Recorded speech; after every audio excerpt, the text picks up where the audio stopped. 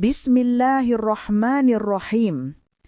Segala puji bagi Allah yang mengatur seluruh makhluk dan yang menciptakan segala sesuatu.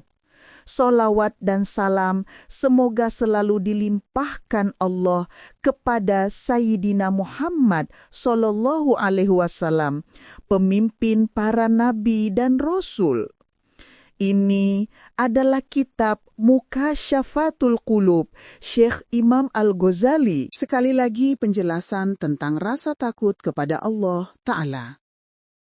Abu Lais rahimahullah berkata, Allah mempunyai malaikat-malaikat di langit ketujuh yang sujud sejak Allah Ta'ala menciptakan mereka hingga hari kiamat. Sekujur badan mereka gemetar karena takut kepada Allah Ta'ala. Pada hari kiamat, mereka mengangkat kepala mereka dan berkata, Maha suci Engkau, kami tidak menyembahmu dengan ibadah yang patut bagimu. Itu adalah firman Allah Ta'ala. Mereka takut kepada Tuhan mereka yang berkuasa di atas mereka dan melaksanakan apa yang diperintahkan kepada mereka. An-Anfal ayat 50. Yakni mereka tidak mendurhakai Allah Ta'ala sekejap mata pun. Rasulullah Shallallahu Alaihi Wasallam bersabda, apabila tubuh orang mukmin gemetar karena takut kepada Allah Ta'ala, berguguranlah dosa-dosanya seperti daun yang berguguran dari pohon. Diceritakan bahwa seorang lelaki menyukai seorang perempuan. Kemudian perempuan itu keluar untuk melaksanakan keperluannya. Maka seorang lelaki itu pergi bersamanya.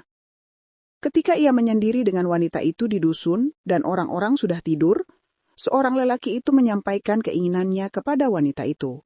Maka wanita itu berkata kepadanya, Lihatlah apakah orang-orang semuanya sudah tidur? Orang itu gembira mendengar perkataannya dan menyangka wanita itu telah memenuhi keinginannya. Kemudian ia mengelilingi kafilah itu. Ternyata orang-orang sudah tidur. Maka ia kembali kepada wanita itu. Dan orang itu berkata kepadanya, Ya, mereka sudah tidur. Wanita itu berkata, Apa pendapatmu mengenai Allah Ta'ala? Apakah dia tidur pada saat ini? Orang itu menjawab, Sesungguhnya Allah Ta'ala tidak tidur dan dia tidak mengantuk dan tidur. Wanita itu berkata, Sesungguhnya Tuhan yang tidak pernah tidur dan tidak akan tidur melihat kita, meskipun orang-orang tidak melihat kita. Oleh karena itu, dia lebih patut untuk ditakuti. Maka orang itu meninggalkan wanita itu karena takut kepada Al-Khaliq dan ia pun bertaubat dan kembali ke kampung halamannya. Ketika meninggal dunia, orang-orang bermimpi melihatnya. Dikatakan kepadanya, Apa yang dilakukan Allah kepadamu? Orang itu menjawab, Allah mengampuni aku karena aku takut dan meninggalkan dosa itu. Sebuah kisah, bahwa di kalangan Bani Israel ada seorang lelaki ahli ibadah yang mempunyai banyak anak dan menderita kelaparan dan sangat membutuhkan makanan. Maka ia menyuruh istrinya untuk meminta sesuatu untuk anak-anaknya. Kemudian dia pergi ke rumah seorang saudagar kaya dan meminta makanan padanya untuk memberi makan anak-anaknya. Saudagar itu berkata, Ya, akan aku beri, tetapi biarlah kamu menemani aku. Wanita itu terdiam dan kembali ke rumahnya. Ia melihat anak-anaknya berteriak dan berkata, Wahai ibuku, kami hampir mati karena lapar, berilah kami makanan. Kemudian wanita itu pergi kepada pedagang itu dan berbicara kepadanya tentang keadaan anak-anaknya. Saudagar itu bertanya, apakah permintaanku bisa engkau penuhi? Wanita itu menjawab, ya. Ketika saudagar itu menyendiri dengannya, gemetarlah sendi-sendi perempuan itu hingga nyaris terlepas dari tempatnya. Saudagar itu berkata padanya, ada apa denganmu? Wanita itu menjawab, aku takut kepada Allah Ta'ala. Saudagar itu berkata, kamu takut kepada Allah Ta'ala, sedangkan kamu dalam keadaan kekurangan, justru harusnya aku yang lebih pantas, lebih takut kepada Allah daripada kamu.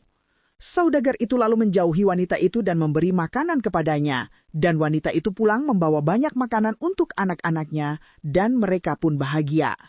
Kemudian Allah berfirman kepada Musa alaihissalam, katakanlah kepada si Fulan, putra si Fulan, sesungguhnya aku telah mengampuni dosa-dosanya.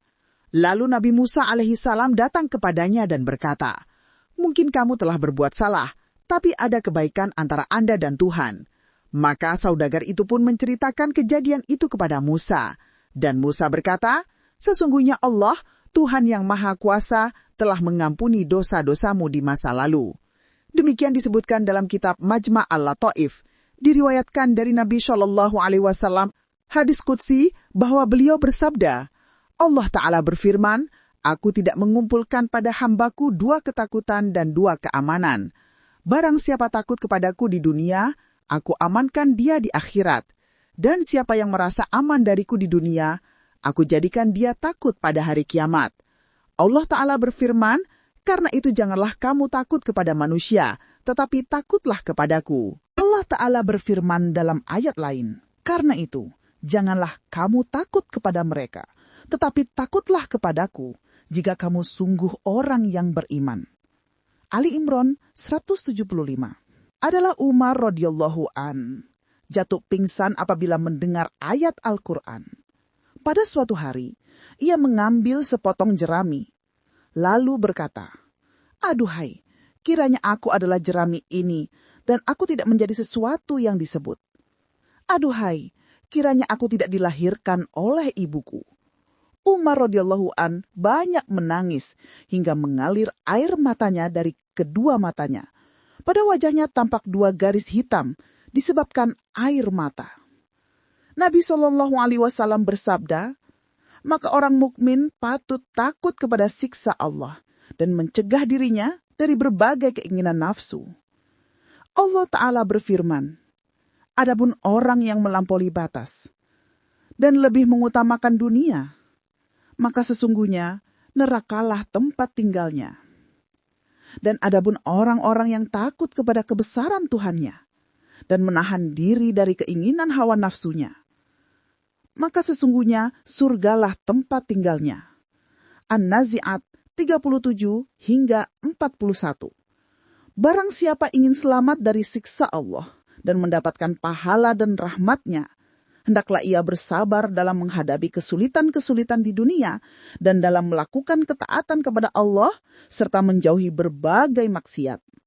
Disebutkan dalam Zahrul Riyad, diriwayatkan dari Nabi Shallallahu Alaihi Wasallam bahwa beliau bersabda, apabila penghuni surga masuk, mereka disambut oleh para malaikat dengan segala kebaikan dan nikmat. Lalu diletakkan mimbar-mimbar bagi mereka dan digelar permadani, serta didatangkan bagi mereka berbagai macam makanan dan buah-buahan. Kemudian, di samping kenikmatan itu mereka merasa bingung. Lalu Allah berkata, Hai hamba-hambaku, mengapa kalian merasa bingung, sedangkan di sini bukan tempat kebingungan? Mereka menjawab, sesungguhnya kami mempunyai janji yang sudah datang waktunya. Maka Allah Ta'ala berkata kepada para malaikat, angkatlah tabir dari wajah-wajah mereka. Para malaikat berkata, wahai Tuhan kami, bagaimana mereka bisa melihatmu, sedangkan mereka dulu adalah orang-orang yang durhaka? Allah Ta'ala menjawab, angkatlah tabir, karena mereka dulu berzikir, sujud dan menangis di dunia, karena mengharap perjumpaan denganku. Kemudian tabir diangkat, maka mereka melihat dan merebahkan diri bersujud kepada Allah Azza wa Jalla. Kemudian Allah Ta'ala berkata, angkatlah kepalamu, karena di sini bukan tempat beramal, tetapi tempat kemuliaan. Kemudian Allah menampakkan diri pada mereka tanpa diketahui bagaimana dan berkata kepada mereka dengan senang, salam atas kalian para hambaku, aku telah ridho kepada kalian, apakah kalian ridho kepadaku?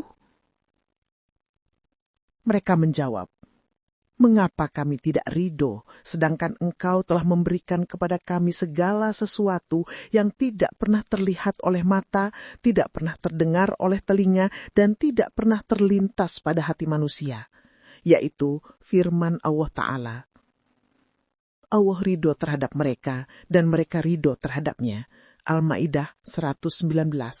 Dan firman Allah Ta'ala, kepada mereka dikatakan, salam, sebagai ucapan selamat dari Tuhan yang Maha Penyayang. Yasin 58.